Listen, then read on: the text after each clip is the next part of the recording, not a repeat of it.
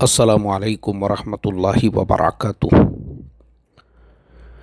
बिस्मिल्लाहिर्रहमानिर्रहीम। नहमदुहु व नुसल्ली अला रसूलिहिल करीम व अला आलिहि व अस्हाबिहि अजमाइन। अम्मा बाद। मोहतरम भाइयों, बुज़ुर्गों, दोस्तों,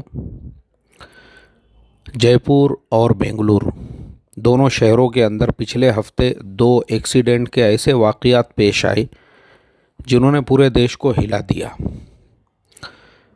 और सिर्फ ये दो वाक़यात नहीं हैं, अगर आप गूगल पे जाके सर्च करोगे, रिपोर्ट देखोगे तो आपको पता चलेगा कि हमारे देश में हर साल रोड एक्सीडेंट से मरने वालों की तादाद है 1,55,622 लोग, जिसमें से 75,000 लोग सिर्फ मोटरसाइकिल के एक्सीडेंट्स की वजह से मारे जाते हैं। यानी हमारे देश में 787 ज़िले हैं। पूरे देश के अंदर 787 ज़िले पे अगर आप ये 75,000 को तकसीम करते हैं तो डेली का जो एवरेज निकलता है, 3 ज़िलों के अंदर, 3 ज़िलों को मिलाकर एक आदमी रोज़ाना मारा जाता है सिर्फ मोटरसाइकिल एक्सीडेंट में।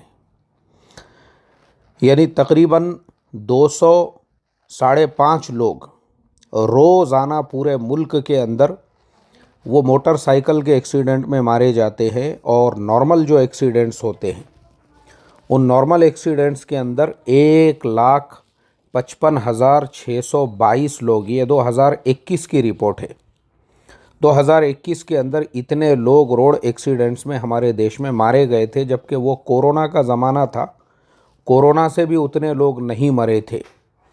आप सोचो, कोरोना के साल में जबकि गाड़ियों पे पाबंदियां वगैरह लगी हुई थी, तब इतने ज़्यादा रोड एक्सीडेंट्स के हादसात पेश आए। और नॉर्मली भी इस तरह से हमारे देश में रोज़ाना जो है ना, ऐसे सैकड़ों लोगों की जान जाती है एक्सीडेंट्स की वजह से। जयपुर में और बेंगलुरु में ये जो दोनों हादसे हुए, मैं अभी दोनों पे रोशनी डालूँगा, लेकिन मुझे ये टॉपिक पे मैंने इससे पहले भी एक वीडियो अपलोड किया, आज भी मैं कर रहा हूँ। उसका रीज़न ये है कि मैं खुद ड्राइविंग सीख रहा हूँ। अभी मैंने ड्राइविंग स्कूल में एडमिशन लिया। अभी तक तो मैं भी मोटरसाइकिल ही चलाता था, लेकिन जब से मैं ड्राइविंग की प्रैक्टिस कर रहा हूँ तो मुझे ये चीज़ समझ में आई कि रीज़न क्या है, हमारे मुल्क में लोग एक्सीडेंट से इतने क्यों मारे जाते हैं, और हमारे देश के अंदर लोग अपनी ज़िंदगी को लेकर, अपनी लाइफ को लेकर इतने ज़्यादा इर्रिस्पॉन्सिबल कैसे हो सकते हैं। और मैं आपको दूसरे मुल्कों का, जहाँ पे मैंने, वहाँ का भी मेरे पास ड्राइविंग लाइसेंस है और वहाँ पे भी मैंने 2000 किलोमीटर से ज़्यादा मोटरसाइकिल चलाया हूँ, वहाँ के भी लोगों को कार चलाते हुए मैंने देखा हूँ। मैं वो भी आपको वीडियो साथ में जोड़कर समझाऊँगा कि देखो उन मुल्कों के अंदर जो है वो क्या बात है, और उन मुल्कों के अंदर वो कौन सी चीज़ है जो वहाँ पे रोड एक्सीडेंट से लोग इतने नहीं मारे जाते, या वहाँ एक्सीडेंट ही नहीं होता। मतलब मेरे 2000 किलोमीटर के सफ़र का ये एक्सपीरियंस था कि 2000 किलोमीटर में जो है कभी भी मैंने कोई एक्सीडेंट नहीं देखा। उसी के कंपैरिजन में मैं अभी मेरे घर से लेके कैंप तक जाता हूँ, वो सिर्फ 4 किलोमीटर दूर है, और वहाँ से आता हूँ। अक्सर मैंने ऐसा एक मर्तबा भी नहीं देखा, कल रात का ही वाक़या है।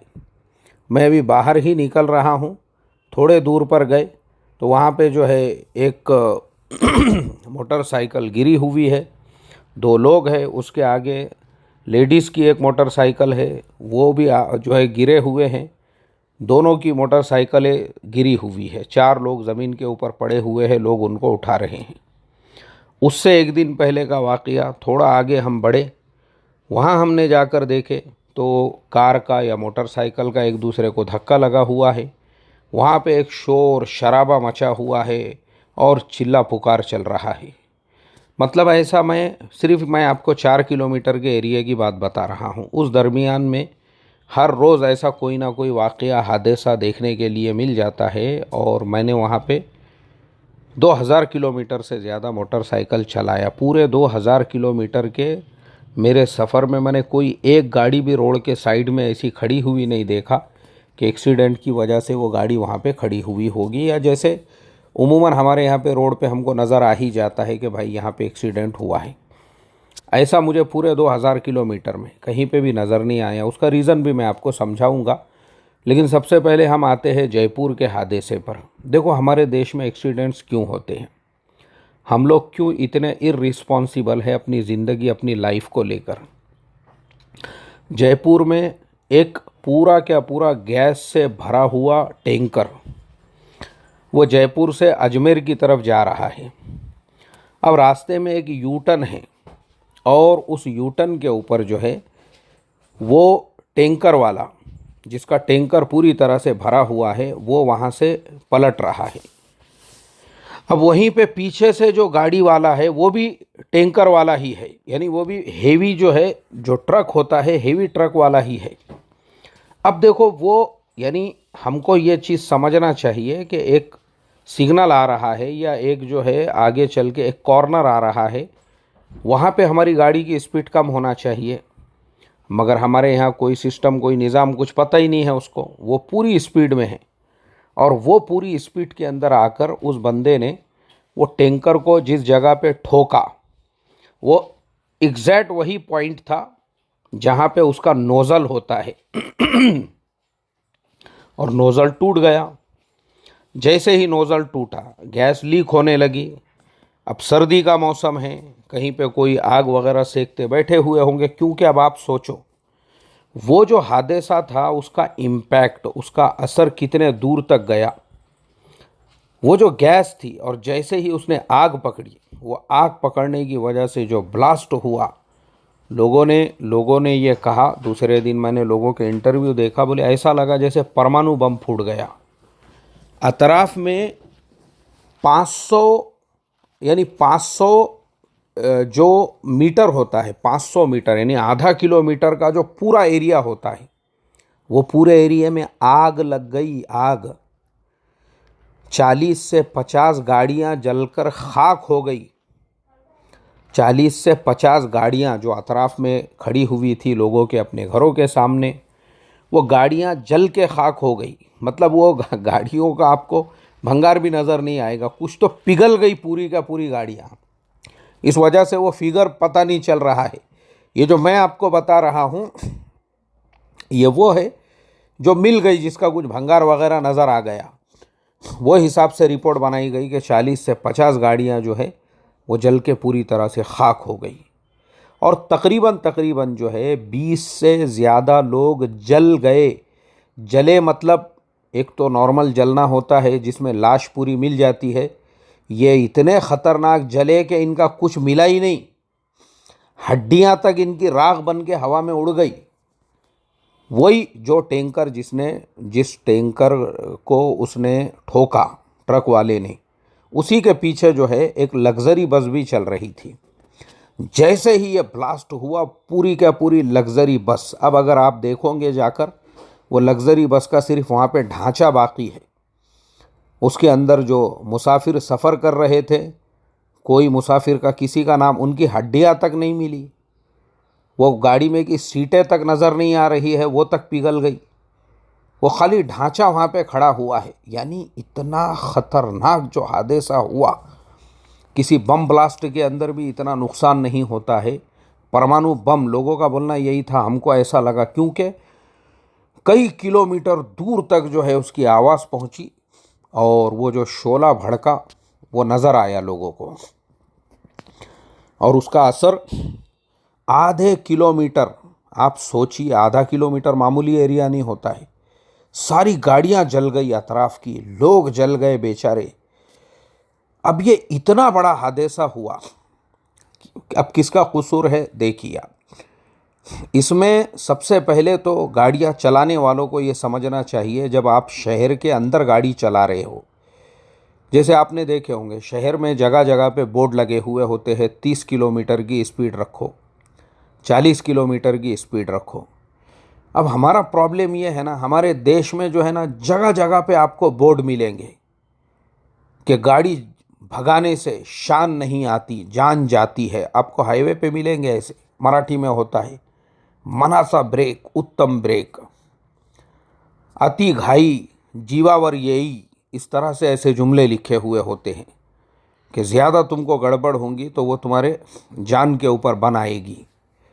मगर लोग समझने को तैयार नहीं। ये मेरा तजुर्बा है, हमारे यहाँ जो मैं गाड़ियाँ चलाता हूँ मेरा तजुर्बा है। मतलब गाड़ी भगाने को लोग जो है ना शान समझते हैं। इसीलिए वो जो 75,000 लोग हर साल मर जाते हैं मोटरसाइकिल से और 1,55,622 लोग जो मर जाते हैं बड़े गाड़ियों के रोड एक्सीडेंट्स में, उसका सबसे बड़ा रीज़न यही है।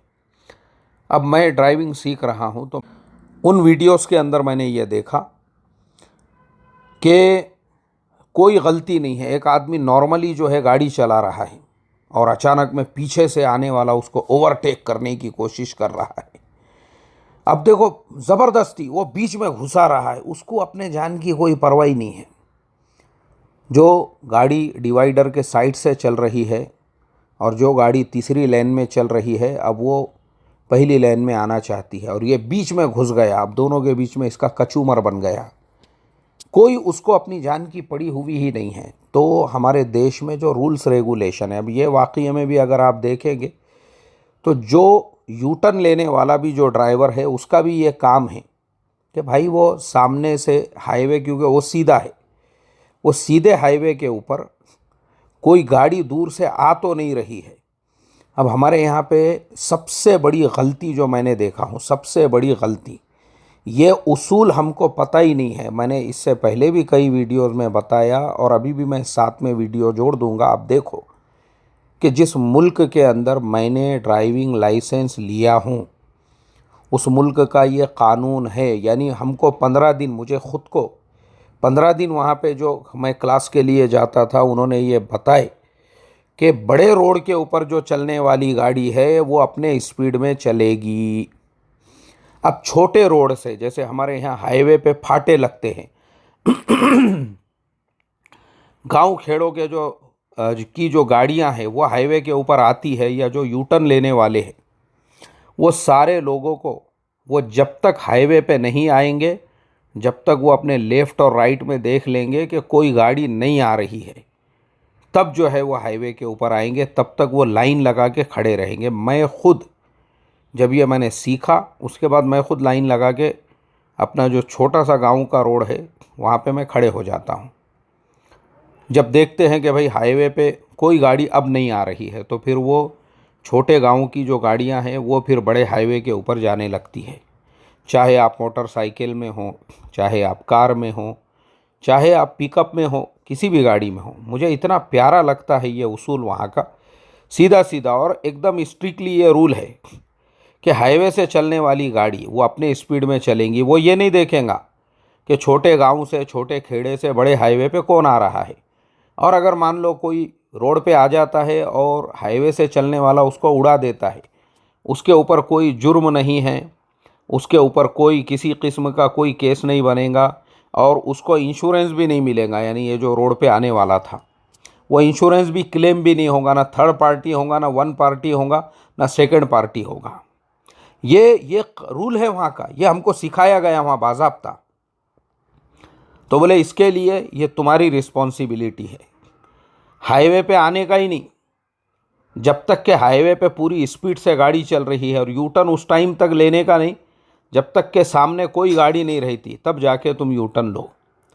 तो इस वजह से वहाँ पे कोई एक्सीडेंट नहीं होता है। और दूसरी चीज़ ये सिखाई गई थी कि तुम अगर ड्राइविंग कर रहे हो, जैसे कार चला रहे हो, तो तुम सामने वाले गाड़ी से इतना पीछे रहोगे कि उसके दोनों टायर तुमको नज़र आना चाहिए। अब हमारे यहाँ प्रॉब्लम ये है, सामने वाले गाड़ी के पिछवाड़े के नीचे इसके गाड़ी की नाक घुस गई हुई है, इतना चिटक चिटक के। हालांकि हर ट्रक के पीछे खाली फॉर्मली लिखा हुआ होता है सुरक्षित अंतर ठेवा, मगर अंतर रखने के लिए कोई तैयार नहीं है। उसके पिछवाड़े में इसने अपनी नाक घुसा दिया हुआ है।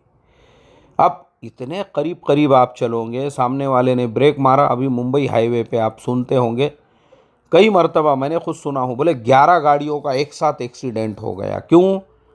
क्योंकि सबको घाई है और सबने एक दूसरे के पिछवाड़े में नाक घुसाई हुई है पीछे से। अब जैसी सामने वाले ने ब्रेक मारा पूरी ताकत से, फिर ये इसके पिछवाड़े में, वो उसके पिछवाड़े में, वो उसके पिछवाड़े में, एक साथ 11 गाड़ियाँ एक दूसरे के अंदर पूरा वो घुसेड़म घुसाड़ बन के जो है पूरा मिसड़ पाव बन गया। कितने लोगों की जानें चली गई, कितने गाड़ियों का नुकसान हो गया। तो तुमने वो सुरक्षित अंतर ही नहीं रखे आपस के अंदर। ये बहुत बड़ा प्रॉब्लम है हमारे यहाँ पे। और दूसरी चीज़, ब्रेकर का जो सिस्टम है, ब्रेकर का, अब आप देखो ये मुल्कों में जहाँ मैं सफ़र करता हूँ वहाँ पे ऐसे पूरे यानी रोड के ऊपर जो है ना, आप देखो सिस्टम की भी गलती क्या है। रोड के ऊपर आपकी बराबर लाइनिंग नहीं है, पट्टे बेल्ट बने हुए नहीं हैं। ब्रेकर के ऊपर जो है वो ब्रेकर के ऊपर भी आपने बेल्ट नहीं बनाए हुए हैं। अब ब्रेकर पे लोग ठोक रहे हैं, गाड़ी गाड़ी उड़ रही है, ज़मीन पे गिर रही है। अब मुझे बताओ ना, क्या सिस्टम की गलती नहीं है भाई? आप रोड टैक्स के नाम पे 15%, देखो मैंने सेकेंड हैंड गाड़ी ख़रीदा। क्यों ख़रीदा पता है आपको? मैं नई गाड़ी लेने के लिए गया। जैसे मिसाल के तौर पे महिंद्रा की जो है वो स्कॉर्पियो एन है, मैं वहाँ पर गया महिंद्रा के शोरूम में उनसे कोटेशन लेने के लिए। तो उन्होंने बोले, मुझे बताया कि गाड़ी का जो वैल्यू है वो सिर्फ 14 लाख रुपये है, लेकिन जब सारे टैक्सेस उन्होंने उसके साथ में जोड़े तो वो 26 लाख रुपये की गिर रही है। मतलब 15-14 लाख की गाड़ी में आपको एक्स्ट्रा उनको टैक्स देना है 12 लाख रुपये का। 12 लाख का टैक्स देने को हम तैयार है, हमको कुछ प्रॉब्लम नहीं है। हम उसका जीएसटी देने को तैयार है, 1% सीएसटी देने को तैयार है, रोड टैक्स देने के लिए तैयार है, इंश्योरेंस, सारी चीज़ें सब करने को तैयार है। मगर प्रॉब्लम ये है यार कि तुम हमारे से 12 लाख रुपये लेके हमको वैसा रोड तो दो, डिवाइडर तो बनाओ बराबर से। तुम डिवाइडर पे लाइनिंग मारने को तैयार नहीं है। अब डिवाइडर पे लाइनिंग नहीं होने की वजह से देखो ये गाड़ियाँ कैसे उछल रही है। आप मुझे बताओ ना, कौन जिम्मेदार है इसके लिए? प्रॉपर लाइटिंग होना चाहिए रोडों पे। अब मैं आपको बोलूँ, मैं पुणे शहर में रहता हूँ। पुणे शहर में बहुत सारे लोगों को देखता हूँ यूट्यूब पे, वो लिखते हैं पूना इंडिया का दुबई है, पूना इंडिया का न्यूयॉर्क है, ऐसा है वैसा है। अरे भाई, यहाँ पुणे शहर के अंदर मैं खुद जो है अभी ये गाड़ी सीख रहा हूँ, या रात के वक्त में मैं जो है निकलता हूँ, मैंने देखा बराबर से लाइट लगे हुए नहीं है रोड के ऊपर। आप रोड पे जा रहे हैं, लाइट ही नहीं है। रोड के ऊपर जो स्ट्रीट लाइट लगी हुई होती है। अब दुबई की बात कहाँ है भाई? दुबई के अंदर अगर आप दुबई से रास अल खैमा जाते हैं 200 किलोमीटर, वो पूरे रोड पे जो है ना, वहाँ पे स्ट्रीट लाइट इतनी बड़ी लगी हुई है कि आपको अपने गाड़ी का लाइट चालू करने की ज़रूरत ही नहीं है। वो स्ट्रीट लाइट वहाँ पे ऐसी लगी हुई है, पूरा रोड आपको एकदम साफ़ सुथरा दिन के जैसा, जैसे क्रिकेट के स्टेडियम में जो मैच होते हैं रात के वक्त में हर चीज़ नज़र आती है आपको, सेम टू सेम वहाँ वैसा ही नज़र आता है। आप कहाँ दुबई से कंपेयर कर रहे हैं? रोडों पे ऐसे गड्ढे हैं, गड्ढे बड़े बड़े, और वो नीचे जो ड्रेनेज बना हुआ है और उसके जो ये लगे हुए हैं। अभी जैसे मिसाल के तौर पे मैं आपको मिसाल देता हूँ, अभी जैसे NIBM कॉर्नर है, मैं वहाँ से ज्योति रेस्टोरेंट के पास से मैं लेफ़्ट लेता हूँ NIBM की तरफ, यानी कहाँ पे?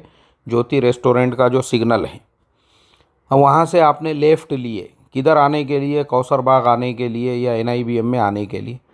अब वो टन के ऊपर ही जो है ना, जो नीचे ये है गटर जो बह रहा है, उसके ऊपर जो डाला हुआ रहता, वो पूरा ऐसा 1.5 फीट आधा फीट जो है वो ज़मीन के अंदर है। तो गाड़ी ऐसी दन बोल के उसके अंदर जो है नीचे लग जाती।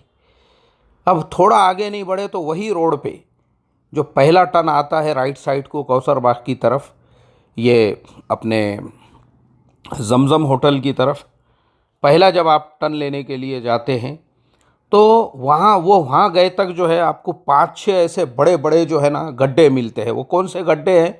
नीचे ड्रेनेज बह रहा है और उसके जो रखे हुए हैं उसके ऊपर वो गड्ढे जो है। अरे भाई, जब आप लोगों से 12 लाख रुपये एक कार के ऊपर ले रहे हो, उसको प्रॉपर बनाओ ना आप। रोड के लेवल में होना चाहिए। अब रोड के लेवल में ही नहीं है वो नहीं होने की वजह से गाड़ी दन दन दन दन दन 4-5 बार ठोके जा रही है नीचे, अगर गाड़ी का ग्राउंड क्लियरेंस बराबर नहीं है तो मेरा बोलने का मतलब यही है कि सिस्टम की भी गलती है। सिस्टम जब लोगों से पैसे ले रहा है तो रोड के ऊपर आपके मार्किंग होना चाहिए, आपने जो है वैसे डिवाइडर बनाना चाहिए रोड के ऊपर। डिवाइडर नहीं बना हुआ है रोड के, वो डिवाइडर बोल रहा हूँ मैं, जो आपने स्पीड ब्रेकर बनाए हैं उस पर पट्टे बने हुए होना चाहिए। मालूम ही नहीं है आपके। अभी मैं आपको वो भी बताता हूँ। देखो, जो एरिया में अभी जैसे मिसाल के तौर पे अब कोंडवा से, अभी मैं रहता हूँ कोंडवा में, अब यहाँ से आप शीतल पेट्रोल पंप के रोड के पास से जो है ना, आप जाते हैं खड़ी मशीन के सिग्नल की तरफ, जहाँ से अभी उन्होंने कातरज को अलग रास्ता निकाले। वो पूरे रोड पे अगर आप जाते हैं ना, तो आपको रास्ते में एक तो गड्ढे हद से ज़्यादा, मतलब मैंने मेरी पूरी ज़िंदगी में, जब से मैं पुणे में हूँ 2007 से, तब से मैं देख रहा हूँ वो रोड आज तक बना हुआ ही नहीं है। इतने बड़े बड़े गड्ढे हैं। अब मोटरसाइकिल चलाते थे तो कुछ तकलीफ़ नहीं थी, मगर अब मैं कभी कभी कार लेके जाता हूँ वहाँ सीखने के लिए, तो वो इतने गड्ढे हैं और हर साल वहाँ पे गड्ढे ही रहते हैं। और वही रोड पे ब्रेकर बने हुए हैं। जाते टाइम पे भी अब आपने खड़ी मशीन से वापस लिए, तालाब के सामने से आपने खड़ी मशीन से, मतलब वहाँ से वापस लिए कि भाई आपको वापस इधर आना है शीतल पेट्रोल पंप की तरफ, वहाँ ब्रेकर बने हुए हैं। वो इतने ख़तरनाक ब्रेकर हैं। अभी मेरे खाली कार सीखने का मसला नहीं है, बल्कि मैं एक मर्तबा जो है मुंबई से आ रहा था इसके अंदर ओला उबर की कार में। अब वो ड्राइवर मुंबई का था बेचारा, उसको पता ही नहीं है वहाँ पे ब्रेकर ऐसे ख़तरनाक बने हुए हैं। और पहले तो रोड पे अंधेरा है पूरा। अब वहाँ से वो स्पीड में चल रहा है और गाड़ी हमारी एकदम से उछल गई। परेशान हो गया वो ड्राइवर। उसने बोला, भाई ये ऐसा कैसा ब्रेकर है? बोले, अच्छा अभी वो ब्रेकर गया नहीं था कि उसके आगे दूसरा ब्रेकर, उसके आगे तीसरा ब्रेकर, उसके आगे चौथा ब्रेकर, और चारों ब्रेकर के ऊपर बेल्ट नहीं बने हुए हैं अंधेरे के अंदर। मतलब मैंने इससे पहले भी बताया हूँ, हमारे देश में इंसान के जान की कोई कीमत नहीं, और सिस्टम को टैक्स पूरा वसूल करना है उनको। 14 लाख की गाड़ी लेने को आप गए, उसके ऊपर 12 लाख रुपये आप टैक्स ले रहे हो, और रोड के ऊपर आपने बेल्ट नहीं बनाए हुए हैं, ब्रेकर के ऊपर गड्ढे दुनिया भर के उसके ऊपर। तो इससे क्या होता है, ऐसे से फिर जयपुर के जैसे हादसे होते हैं, इंसिडेंट्स होते हैं। अभी जयपुर में अगर वही यूटर्न वाला जो सिग्नल था, आने वाला जो ट्रक है, वहाँ पे अगर बेल्ट बने हुए होते थे, वाइट कलर के दूर से नज़र आ रहे हैं, और वहाँ पे एक ब्रेकर बना हुआ है, तो वो जो आने वाला ट्रक है वो अपनी स्पीड कम कर लेता था, और ये जो ट्रक है ये आराम से यू टर्न ले सकता था। अब वो सिस्टम ही नहीं ना वहाँ, वो भी फुल स्पीड में, ये भी फुल स्पीड में। अब नुकसान कितना हुआ, वो जो जोधपुर से आने वाली बस थी, उसके पूरे पैसेंजर जल के, उनकी हड्डियाँ भी नहीं मिली, राख बन गए। वो कौन जिम्मेदार है भाई उसके लिए? ये जो 40 से 50 गाड़ियाँ जल के खाक हो गई, कौन जिम्मेदार है इसके लिए? बताओ आप मुझे। और ऐसे ही वो 40 से 50 गाड़ियों के अलावा जो लोगों की जान गई, 20 से तकरीबन 20 लोग, या लोग कम ज़्यादा भी बोल रहे उसके अंदर, ये सारे लोगों की जो जान गई, और आधे किलोमीटर के दरमियान और भी चीज़ें लोगों की जली, कौन जिम्मेदार है उसके लिए? मुझे आप बताइए ना, मेरा ये क्वेश्चन है आप सब लोगों से। तो प्रशासन की भी जिम्मेदारी है भाई। आप जब इतना टैक्स ले रहे हैं ना, प्रॉपर हाईवेज़ के ऊपर बोलो या कहीं पर भी, आपके रोड मार्किंग बराबर होना चाहिए, और उसके ऊपर बेल्ट वगैरह बने हुए होना चाहिए। अब मैं नितिन गडकरी साहब का बार बार बयान सुनते रहता हूँ। उन्होंने कहा कि मैंने जो है इतने कॉन्ट्रैक्टर को बैन कर दिया, उतने कॉन्ट्रैक्टर को बैन कर दिया। बहुत अच्छी बात है सर, मैं आपकी बहुत दिल से रिस्पेक्ट करता हूँ, और मैं तो आपको जो है प्रधानमंत्री की शक्ल में देखना चाहता हूँ। मेरी नज़र में आपके जैसा लीडर देश का प्रधानमंत्री होना चाहिए मोदी जी के बाद में। लेकिन प्रॉब्लम यह है सर कि अभी जो कॉन्ट्रैक्टर और ठेकेदार ऑलरेडी ईमानदार भी है, वो भले जो है किसी को रिश्वत नहीं दे रहे, नहीं ले रहे, अच्छी बात है, लेकिन काम भी तो बराबर करना चाहिए ना। उन्होंने काम नहीं हो रहा ना उनका बराबर से। अब बेंगलुरु हादसे की तरफ हम आते हैं। बेंगलुरु में वोल्वो गाड़ी, जो दुनिया की सबसे सेफेस्ट कार शुमार होती है, दुनिया की सबसे सेफ कार का जिसको अवार्ड मिला हुआ है, वही कार के अंदर 6 लोग दब के मर गए। क्यों मरे? सेम यही प्रॉब्लम।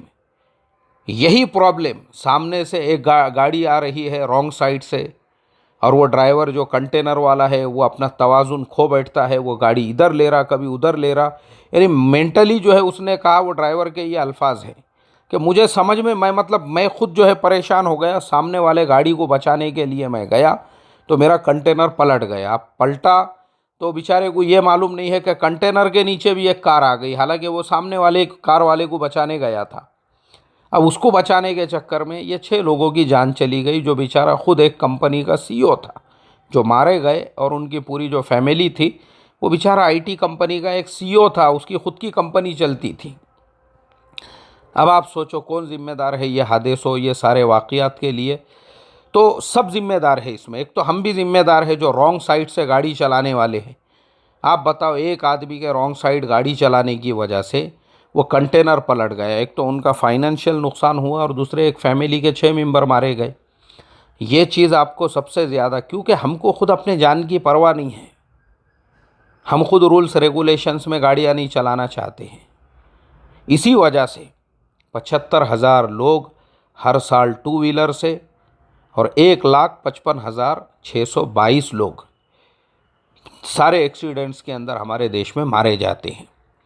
तो आखिरी में मोरल ऑफ द स्टोरी यही है, और यही मेरा मैसेज है आप सब लोगों के लिए कि देखो, गाड़ियाँ जो चलाते हैं ना आप, पूरे भले वहाँ पे बोर्ड ना लगा हुआ हो, लेकिन आप खुद सीखने की कोशिश करो।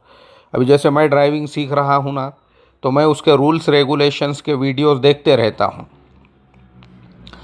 टर्न लेने का गवर्नमेंट का रूल कैसा है, या कैसे लेना चाहिए, घाट पे कैसे चढ़ाना गाड़ी चाहिए, उतारना कैसे चाहिए, और ट्रैफिक में गाड़ी कैसे चलाना चाहिए, आपका और सामने वाले गाड़ी वाले का गैप कितना होना चाहिए, ये सारी चीज़ें, और आपके पास पेपर कौन कौन से होना चाहिए, सारी चीज़ें। अगर आपके पास लर्निंग लाइसेंस है तो उसका उसूल ये है कि आपके गाड़ी पे एल लिखा हुआ हो, और आप बग़ैर एक परफेक्ट ड्राइवर के गाड़ी नहीं चला सकते, मतलब वो आपके बाजू में बैठा हुआ होना चाहिए। ये सारी चीज़ें मैं खुद सीख रहा हूँ, ताकि कल को मैं अगर कार पूरी तरह से सीख जाऊँ तो गवर्नमेंट के और ये सारे रूल्स को फॉलो करके पूरे सेफ्टी के साथ में ड्राइविंग कर सकूँ। क्योंकि दूसरे मुल्कों में मुझे टेंशन नहीं है गाड़ी चलाने का, मतलब मैं जो मुल्कों में सफ़र करता हूँ, अभी देखो वहाँ के रोड, वहाँ आप देखोगे तो मैंने ड्राइविंग में गाड़ी चलाना तो मैंने सीख लिया, लेकिन अभी मैं वहाँ जाके चलाऊँ ना, मुझे कोई टेंशन नहीं है। अब आप देखो ये गाड़ियों के बीच में वहाँ पे गैप कितना है। प्रॉब्लम हमारे देश का है कि हमारे यहाँ पर जो है ना, कोई भी किसी की सुनने को तैयार नहीं है। सामने वाले के पिछवाड़े में इसकी नाक और इसके पिछवाड़े में दूसरे की नाक, घुसड़म घुसाड़ चालू है। इस वजह से सारे एक्सीडेंट्स होते हैं। अल्लाह हिफाजत फरमाए। अस्सलामु अलैकुम व रहमतुल्लाहि व बरकातुहू।